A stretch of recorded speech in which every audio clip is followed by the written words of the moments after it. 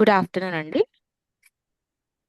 ఈరోజు క్లాస్లో ప్రిపోజిషన్స్ గురించి చూద్దాం. సో ఈ ప్రిపోజిషన్స్ మనకి ఏం చెప్తుంది? వాట్ ఈస్ ప్రిపోజిషన్ అంటే preposition it tells about the position of the noun. అంటే నౌన్ ని గురించిన ఇన్ఫర్మేషన్ చెప్తుంది.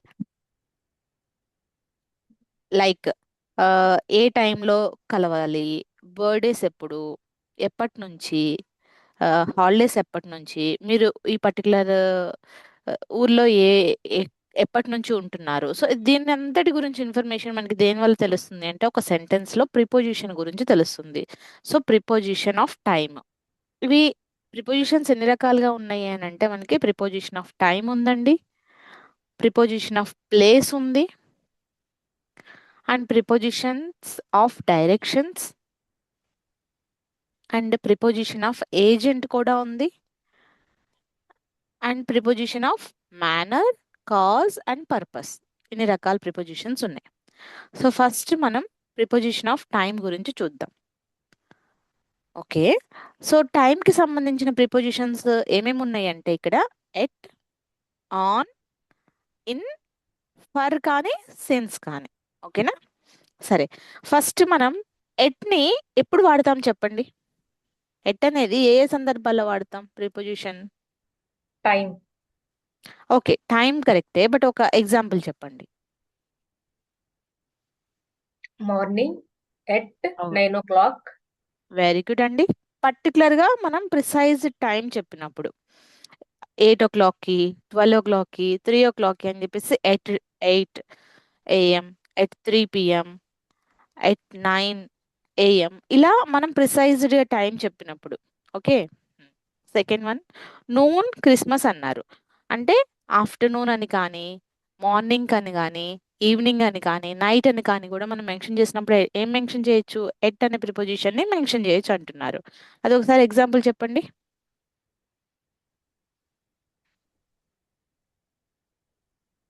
At Christmas 9 o'clock. నో, అలా రాదు చూడండి. సో టైం సపరేట్ అండి. Okay, for okay. ఎగ్జాంపుల్ నేను 8 o'clock అప్పుడు నా బ్రేక్ఫాస్ట్ తింటాను. Okay, I have my breakfast at 8 in the morning అంటే ప్రిసైజ్గా టైం చెప్పాము. లేదా class will be at 2 o'clock, మన క్లాస్ ఎప్పుడు ఉంటుంది? 2 o'clock అప్పుడు పెడతాను. సో నేను అక్కడ ప్రిసైజ్డ్గా ఈ పర్టికులర్ ఈ టైంకి క్లాస్ పెడతాను, ఈ టైంకి నేను బ్రేక్ఫాస్ట్ చేస్తాను అని చెప్పినప్పుడు ఎట్ వాడతాను. అది బాగానే ఉంది. బట్ ఇక్కడ నూన్ అన్నాను కదా. నూనె హా, మధ్యాహ్నం. మధ్యాహ్నం అని కానీ ఎట్ మార్నింగ్ అలా చెప్తున్నారు. నెక్స్ట్ క్రిస్మస్ టైంలో I will meet you at Christmas, Christmas పార్టీలో మీట్ అవుతాను, ఇలా చెప్తున్నారు. ఓకే, నెక్స్ట్ ఎట్ గురించి ఇప్పుడు క్లియర్గా ఉంది కదా. నెక్స్ట్ ఆన్ అనే ప్రిపోజిషన్ ఎప్పుడు వాడతామో చూద్దాం. ఆన్ అనేది ఎప్పుడు వాడతామంటే డేస్కి అండ్ డేట్స్కి. డేస్ అంటే సండే, మండే, ట్యూస్డే, వెన్స్డే, ఇలా 7 days ఆఫ్ ద వీక్ ఉన్నాయి కదండి. వీటికి ముందు మనం ప్రిపోజిషన్ పెట్టాలి అంటే ఏ ప్రిపోజిషన్ పెట్టాలి? ఆన్ అనే ప్రిపోజిషన్ ని వాడాలన్నమాట. ఓకే, సో నేను మిమ్మల్ని మండే కలుస్తాను, మళ్ళీ I will meet you on Monday. So మండేకి ముందు వాడిన ప్రిపోజిషన్ ఏంటి? ఇక్కడ ఆన్ అనే ప్రిపోజిషన్ వాడాను. ఓకే, లేదా పర్టికులర్గా డేట్స్ చెప్పినప్పుడు, okay next month February 2nd or 4th, whatever it is the date. So అక్కడ నేను పర్టికులర్గా డేట్ మెన్షన్ చేసినప్పుడు ఆన్ Feb 2nd ఇలా చెప్తాను అనమాట. అంటే డే కానీ, సండే మండే కానీ, లేదంటే డేట్స్ పర్టికులర్ డేట్ మెన్షన్ చేసి చెప్పినా కూడా నేను దానికి ముందు వాడే ప్రిపోజిషన్ ఏముంటుంది అంటే ఆన్ అనే ప్రిపోజిషన్ ఉంటుంది. నెక్స్ట్ ఇన్ ఎప్పుడు వాడతాం మరి? Month, year, seasons. Very good అండి. So in the year of 2024 or in the year of 2012. So ఆ పర్టికులర్ ఇయర్లో జరిగిన సందర్భం గురించి మనం చెప్పేటప్పుడు మనం ఇన్ అనే ప్రిపోజిషన్ని వాడుతున్నాం. ఓకే, నెక్స్ట్ సీజన్స్కి ముందు కూడా ఇన్ సీజన్స్ వాట్? ఏమేమి ఉంటాయి? Rainy, in, very summer, good. Winter. అప్పుడు వాటికి ముందు కూడా మనం వాడే preposition in summer, in rainy, in in winter, in in మౌన్స్. మాన్సూన్. మాన్సూన్ అన్న రైనీ అన్న రెండు ఒకటే అండి అలా. సో మంత్స్కి ముందు, ఇయర్స్కి ముందు అండ్ సీజన్స్కి ముందు. In December, in January. So మంత్స్కి ముందు కూడా అంటే డేట్ మెన్షన్ చేయకుండా ఓన్లీ మంత్ మాత్రమే మెన్షన్ చేసి చెప్పామనుకోండి, అప్పుడు ఇన్ వాడాలి. డేట్తో పాటుగా మనం చెప్పినప్పుడు ఆన్ అనే ప్రిపోజిషన్ వాడాలి. Okay. Got it? Okay. Next one వచ్చేసి ఫర్ అండ్ సిన్స్. ఫర్ అనేది ఏమో డ్యూరేషన్కి వాడతాము. సిన్స్ అంటే స్టార్ట్ పాయింట్ అన్నమాట. ఫర్ ఎగ్జాంపుల్, నేను ఇక్కడ ఈ ఊర్లో ఈ పలానా ఇయర్ నుంచి ఉంటున్నాను. సిన్స్ అనే వాడతాం అనమాట. అంటే ఏ ఇయర్ నుంచి అయితే మనం ఆ పని చేస్తున్నామో స్టిల్ ఇంకా మనం కంటిన్యూ చేస్తూ ఉంటే అప్పుడు మనం సిన్స్ అనే ప్రిపోజిషన్ ని వాడతాము. I'm living here since 1988 or 1990. So ఆ ఇయర్ గురించి చెప్తున్నాను, ఎప్పటి నుంచి నేను అక్కడ ఉన్నాను స్టార్ట్ పాయింట్ చెప్పేటప్పుడు. అండ్ ఫర్ అనేది డ్యూరేషన్ అన్నమాట. సో ఎంత టైం తీసుకుంటుంది, 2 అవర్సా, 3 అవర్సా, 1 అవరా, 1 డేనా, దానికి ముందు మనం చెప్పేది ఫర్ అనే ప్రిపోజిషన్ వాడతాము. ఓకే. Okay ma'am. సో ఈ ప్రిపోజిషన్ ఆఫ్ టైం మనకి దీనిలో ఎన్ని ప్రిపోజిషన్స్ చూసాము? 5. ఎట్ ఒకటి, 5. At, on, on, in, for, since. Since. Okay. Next వచ్చేసి preposition of place. Preposition of place కొంచెం ఈజీగానే ఉంటుంది. అంటే ఒక నౌన్ అనేది ఎక్కడ ఉంది అనేది చెప్తుంది అనమాట. ప్లేస్ దాని యొక్క పొజిషన్, ప్లేస్ యొక్క పొజిషన్ గురించి చెప్తుంది. ఎక్కడ ఈ క్యాట్ ఎక్కడ ఉంది? On the on, box. On the box. On అంటే సర్ఫేస్, దాని పైన సర్ఫేస్. ఉందన్నమాట. Okay. The cat is on the box. ఆ పిల్ల ఎక్కడ ఉంది? On the box. నెక్స్ట్ ఈ క్యాట్ ఎక్కడ ఉంది?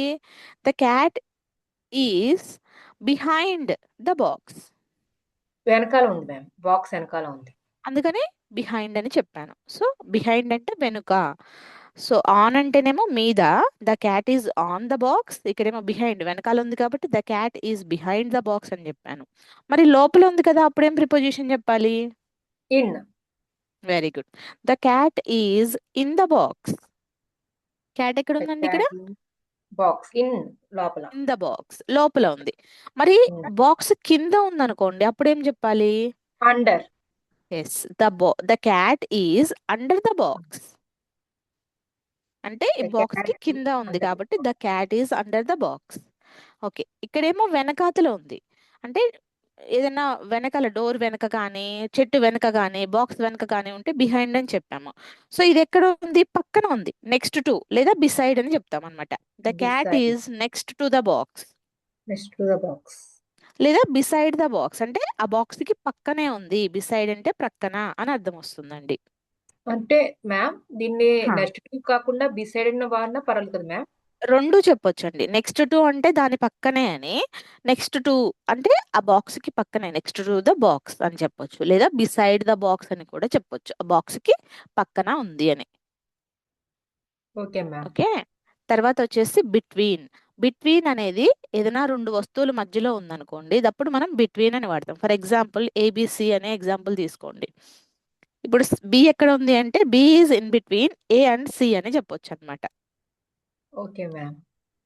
అదేవిధంగా ఈ క్యాట్ ఎక్కడుంది? The cat is between these 2 boxes. ఆ క్యాట్ ఆ రెండు బాక్సుల మధ్యలో ఉంది అని. Okay ma'am. ఇప్పుడు ఏం చేస్తుంది క్యాట్? అబౌవ్ అంటే పైన, ఆర్ ఓవర్, నో కాంటాక్ట్ అన్నమాట.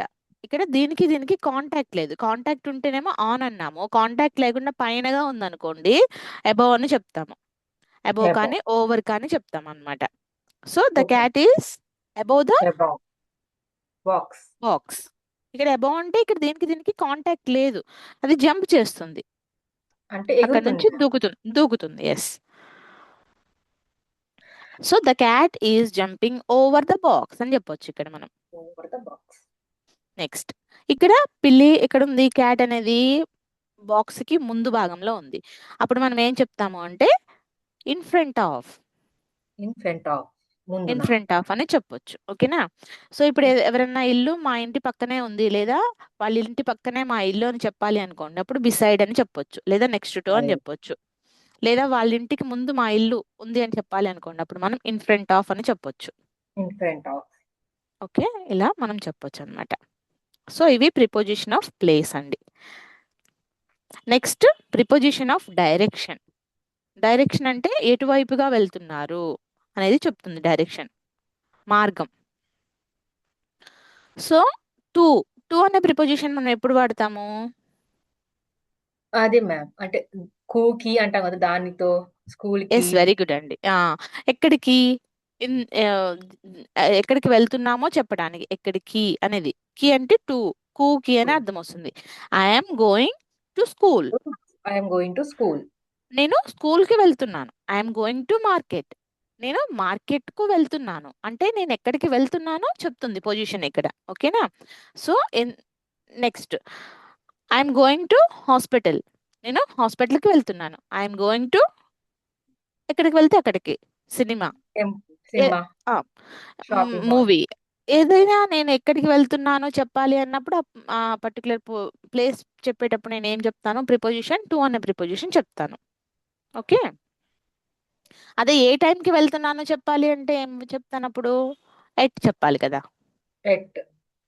ఓకే, నెక్స్ట్ ఇప్పుడు ఇంటూ. ఇంటూ అంటే టూ అంటే కూకి అని అర్థం వచ్చింది, ఇన్ అంటే లో అని అర్థం వస్తుంది. మరి ఇంటూ అంటే లోపలికి. లోపలికి. ఓకే, ఇప్పుడు హౌస్ లోపలికి. ఈ బాక్స్ లోపలికి వెళ్తుంది అనుకోండి రోబో, అప్పుడు ఏం చెప్తాము? It is going in to the box. Is going to into the box. In to the box. లేదా నేను రూమ్ లోపలికి నడుచుకుంటూ వెళ్తున్నాను. I'm going in to the room. I'm going into the room. ఇప్పుడు ఒకవేళ నేను రూమ్ లో ఉన్నాను అప్పుడు ఏం చెప్పాలి? I'm in the room. లో అంటే ఐఎమ్. ఇన్ కదండి. అవును ఇన్ మ్యామ్. అంటే లో అనే అర్థం వస్తుంది. So I'm in the room. In. I'm in the room. ఒకవేళ నేను ఇప్పుడు నడుచుకుంటూ ఇప్పుడు వెళ్తున్నాను అనుకోండి, I'm going in to the room. లోపలికి వెళ్తున్నాను అలా చెప్పాలన్నమాట. అంటే ఓకే మ్యామ్. అంటే ఇప్పుడు నేను entering in present to the room లో ఉంటే, స్పేస్. అంటే నేను ఆల్రెడీ రూమ్ లో ఉంటే ఇన్ అని పెడతాం, అది వెళ్తే ఎస్, ఇంటూ పెడతాం. అంతే కదా మ్యామ్. ఇప్పుడు వెళ్తుంటే ఇంటూ చెప్పాలన్నమాట. అవునండి. ఆల్రెడీ ఉంటే ఇన్ పెడితే సరిపోద్ది. ఎస్, ఇప్పుడు ఒకవేళ కప్ప బావిలో ఉంది, ఆల్రెడీ కప్ప బావిలో ఉంది అనుకోండి, the frog is in the well. ఆ కప్ప ఎక్కడ ఉంది? బావి లోపల ఉంది. ఇప్పుడు ఒకవేళ దూకుతుంది, ఇప్పుడు దూకుతుంది, అది ఎప్పుడే ఎంటర్ అవుతుంది ఆ బావి లోపలికి, అప్పుడు ఏం చెప్తాము? The frog into. Is jumping in to the well. ఇప్పుడు జంప్ చేస్తుంది. ఓకేనా? Next two words. Two words అనేది ఎప్పుడైనా ఇన్ ద డైరెక్షన్ ఆఫ్ వాడతాం అనమాట. అంటే నేను అటువైపుగా వెళ్తున్నాను అని చెప్పడానికి. ఇందాక టూ అంటే నేను స్కూల్కి వెళ్తున్నాను, మార్కెట్కి వెళ్తున్నాను అని చెప్పాను. టూ వర్డ్స్ అంటే అటువైపుగా వెళ్తున్నాను. Towards the destination. Okay ma'am. Okay, next through అంటే ద్వారా. దేని? Through the tube, through the window. I'm seeing through the window. నేను విండో ద్వారా చూస్తున్నాను అనేది అప్పుడు చెప్పడానికి త్రూ అని వాడతామండి ఇక్కడ. Okay okay, ma'am. Next across. Across అంటే అడ్డంగా అని అర్థం వస్తుంది. On the other side of, ఇంకొక వైపుగా వెళ్ళటాన్ని across. I'm crossing the bridge. I'm crossing the bridge. Bridge. Across the road ఇలా వాడతాం. Across the road, across the river ఇలా చెప్తామండి. Next up, down. అప్ అంటే పైకి, డౌన్ అంటే కిందకి. ఏదన్నా పైకి వెళ్తున్నప్పుడు చెప్పాలనుకోండి అప్ అని చెప్తాము, అప్ స్టైర్స్, డౌన్ స్టైర్స్ ఇలా. ఓకే, నెక్స్ట్ ఓవర్ అంటే ఇందాక చెప్పాం కదండి, దాని మీదుగా దూకడం. దూకటాన్ని. Yes, movement. Over about the something. Over, he's jumping over the stone అలా. నెక్స్ట్ ఇవన్నీ కూడా ప్రిపోజిషన్ ఆఫ్ డైరెక్షన్స్ చెప్తున్నాయి. తర్వాత వచ్చేసి ప్రిపోజిషన్ ఆఫ్ ఏజెంట్. ఏజెంట్ అంటే ఎవరు బై. చేశారు, బై. ఎవరి చేత చేత. చేయబడింది. బై అంటే, బై అంటే ఏమర్థం వస్తుంది? బై మీ, చేత మ్యామ్. బై యూ, ఇలాగా విత్, నాతో, ఇది నాతో. చెప్తున్నాం కదా. సో దిస్ పిక్చర్ డ్రా చేసిన ఎవరు? The picture was painted by the artist. ఇక్కడ బై నేను చేశాను అనుకోండి, by me. The picture was painted by me, నేను చేస్తే. ఇక్కడ ఏం చెప్తున్నారు? ఈ పిక్చర్ ఎవరు పెయింట్ చేశారంటే ఒక ఆర్టిస్ట్ పెయింట్ చేశారని చెప్తున్నారు. ఆమె పెయింట్ చేశారు, బట్ విత్ ఎవరు ఇన్స్ట్రక్షన్స్ ఇచ్చారు? ఇన్స్ట్రుమెంట్ దేంతో చేశారు? బ్రష్ తో చేశారు. బ్రష్. బ్రష్. బ్రష్తో చేస్తారు. The picture was painted by the artist. ఈ పిక్చర్ అనేది ఆర్టిస్ట్ పెయింట్ చేశారు. విత్ దేనితో చేశారు అంటే with the brush. Brush. Okay, so with she painted with a brush. దేనితో చేసిందంటే బ్రష్తో చేసింది. సో ఎవరు చేశారు, దేనితో చేశారు, ఇవి ఏజెంట్స్ అన్నమాట. Okay by ma'am. And with ఈ రెండు కూడా ప్రిపోజిషన్ ఆఫ్ ఏజెంట్. అంటే మ్యామ్ ఇప్పుడు నేను చేసిన పని కూడా దేని వల్ల చేస్తున్నామని చెప్తే తనతో బై అంటే నా చేత దేంతో చేస్తున్నా. అంతే అండి, మీరు ఓ, చెయ్యొచ్చు, ఎవరైనా చెయ్యొచ్చు. ఆ, అప్పుడు వాళ్ళు ఎవరైతే చేశారో, ఆర్టిస్ట్ చేశారా, మంచిగా ప్రొఫెషనల్స్ చేశారా, బై దెమ్, వాళ్ళు చేశారు. ఎవరైతే చేశారో వాళ్ళ పేరు చెప్తామో అప్పుడు బై అనే ప్రిపోజిషన్ వాడతాము. వాళ్ళు దేనిని వాడి చేశారో అప్పుడు విత్ చెప్తాము. అది. Next preposition of manner, cause, purpose. Manner అంటే ఎలా, కాజ్ అంటే ఎందుకు, పర్పస్ అంటే దేనికోసం చేశారో, ఇవన్నీ కూడా prepositions. First of all manner గురించి చూద్దాం. అంటే మేనర్ అంటే ఎలా చేశారు. హౌ. ఇప్పుడు ఏదైనా ఒక పని చేస్తున్నాం అనుకోండి, దాన్ని ఊరికే అలా చేసేస్తామా, కాదు. She cooks with care. ఎలా చేసిందామా, చాలా జాగ్రత్తగా, విత్ కేర్, ప్రేమతో జాగ్రత్తగా చేసిందనమాట. He spoke in a Whisper. అతను చాలా మెల్లిగా నెమ్మదిగా మాట్లాడతాడు. They worked like A team. వాళ్ళు ఎలా పనిచేస్తారు, ఒక జట్టులాగా పనిచేస్తారు. సో ఎలా చేశారు అనేది మేనర్ అన్నమాట. పని ప్రిపోజిషన్ చెప్తుంది మేనర్ గురించి. How, with care, in a Whisper, like A team, ఇవన్నీ కూడా మనకి మేనర్స్. కాజ్ వచ్చేసరికి ఏముంటుంది అంటే రీజన్, ఎందుకు చేశారు.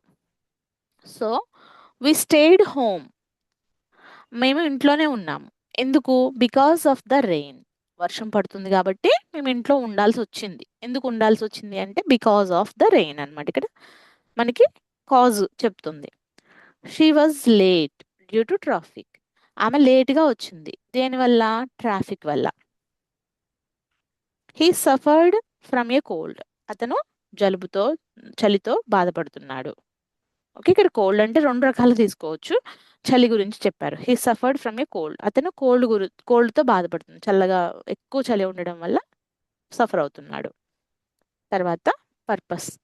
పర్పస్ అంటే వాట్ ఫర్, దేనికోసం. వాట్ ఫర్ అంటే దేనికోసం చేస్తున్నాము అనేదన్నమాట. She went for a walk. ఆమె నడవటం కోసం వెళ్ళింది. They study to learn. వాళ్ళు చదివే దేనికోసం, నేర్చుకోవడం కోసం. He saved money for a car. అతను డబ్బులు దాచిపెట్టాడు. ఎందుకు దాచిపెట్టాడు, ఒక కార్ కొనుక్కోవడం కోసం దాచిపెట్టాడు. ఫర్, టు, ఇక్కడ ఇవన్నీ కూడా పర్పస్ ని చెప్తున్నాయి అనమాట, దేనికోసం చేస్తున్నారు అని చెప్పేసి. సో ఇక్కడ preposition of manner, cause, purpose అండి. సో ఇక్కడ మీరు ఈ వీడియోలో మొత్తం ప్రిపోజిషన్స్ గురించి, preposition of time, place, direction, ఇంకా position and position. Manner, cause, purpose, వీటన్నిటి గురించి చూడొచ్చు ఈ వీడియోలో. ఏమైనా డౌట్ ఉంటే చూసుకోండి.